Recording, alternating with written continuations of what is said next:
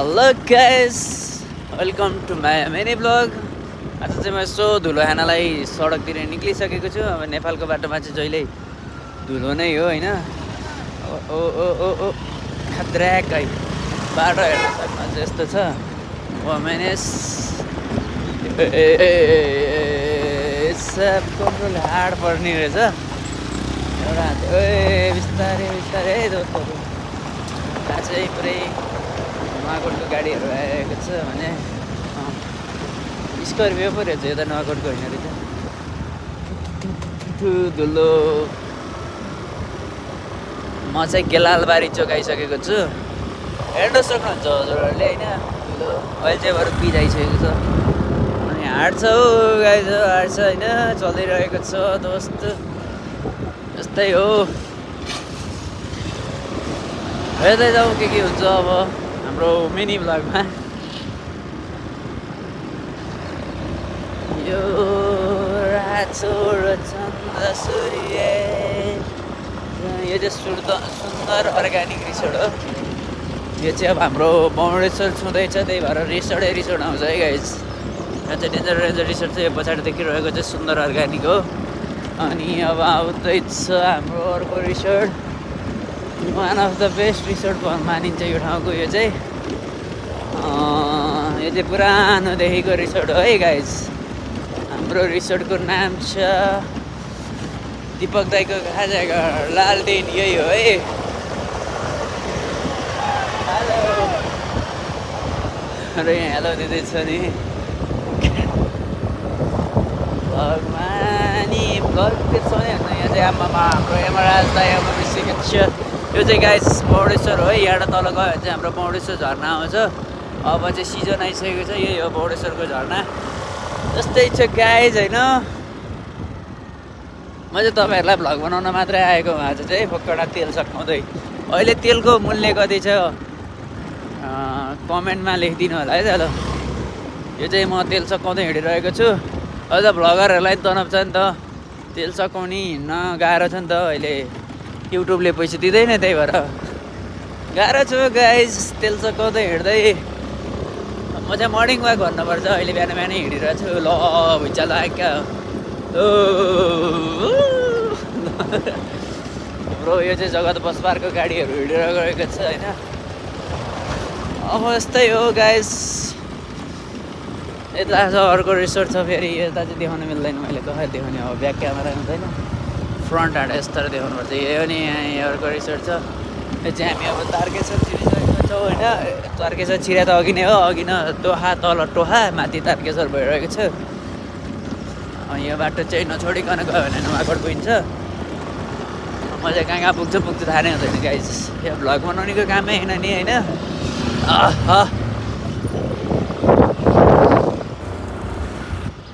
यस्तै छ जिन्दगी होइन। ट्याटु टान्न थालिसक्यो मलाई।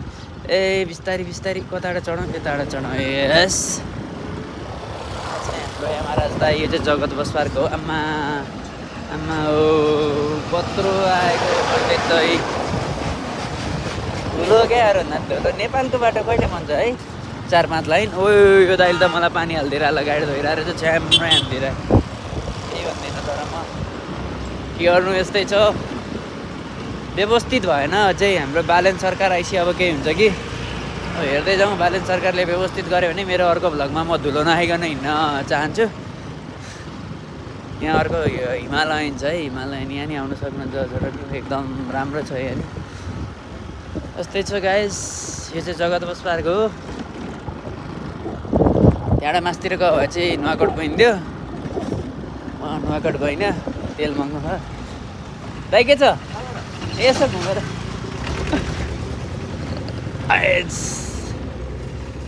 आमा डेन्जर तातेछ त।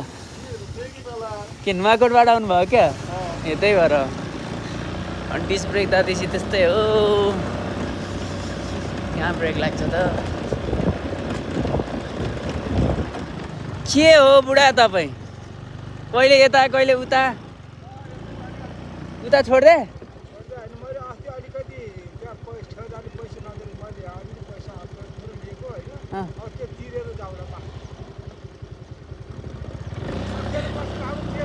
ल ल ल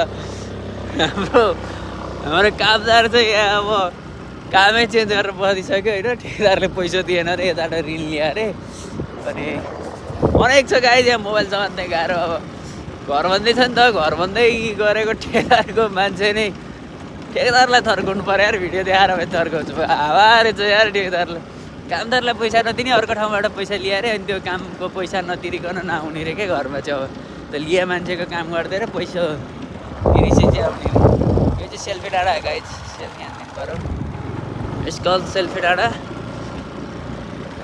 अनि चलिरहेको छ हाम्रो भ्लग चाहिँ कन्टिन्यू नै दिँदै जाउँ होइन कहिले कहाँ भ्लग नै हाल्दैन पऱ्यो क्या मेरो अनुहार नै देखाएर हाल्नु पऱ्यो नि त भ्लग नगएको धेरै भएछ हातै गलिसक्यो अब कस्तो भ्लग हाल्ने हो र गाइस यस्तै हो गाइस अब यस्तो हेर्दै जाउँ अब यहाँबाट चाहिँ तलतिर गयो भने साङ्ला पुगिन्छ मासतिर गयो भने चाहिँ झन्डा पार्क पुगिन्छ है गाइस यता बस भन्न म चोकमै गरेर देखाउँछु यो यहाँ त मैले घुमाउनै सक्दिनँ क्या भाइ के काम यता मासतिर गयो भने चाहिँ झन्डा पार्क पुगिन्छ भने तलतिर गयो भने चाहिँ हाम्रो उस पुगिन्छ ल ल ल ल ल ल ल मेरो बिजो गइसकेको छ गाइस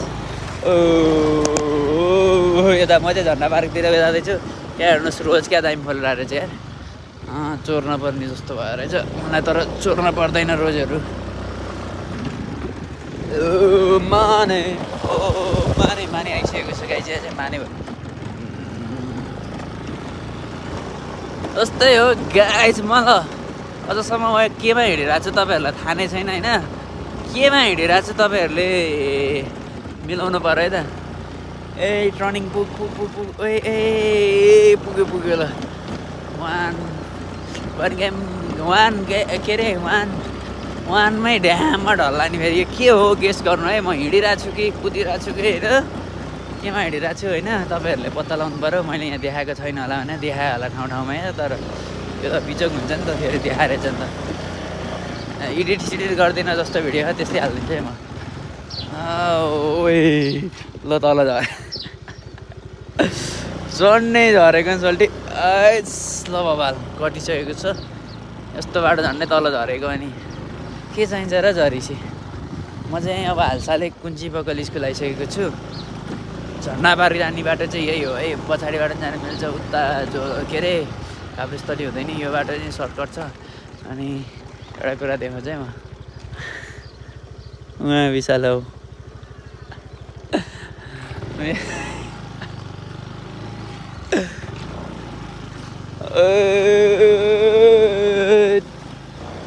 यस्तै छ यहाँ भन्दै नै हुनुहुन्छ हौ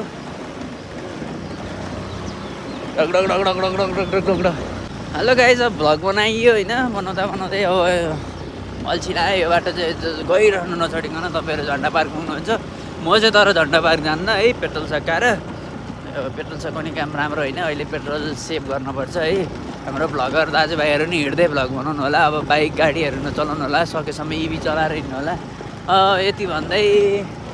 यति भन्दै आजलाई म यहीँ इन्ड हुन चाहन्छु मेरो भ्लग चाहिँ यहीँ समाप्त हुन्छ है भ्लगलाई लाइक सेयर र सब्सक्राइब गरिदिनु होला द ओन्ली रमेशमा सब्सक्राइब चाहिँ गर्न नबिर्सिनु होला यस्तै छ ल bye bye thank you for watching झन्डै लास्टमा कन्टेन्टै भनेको थियो यार लडेर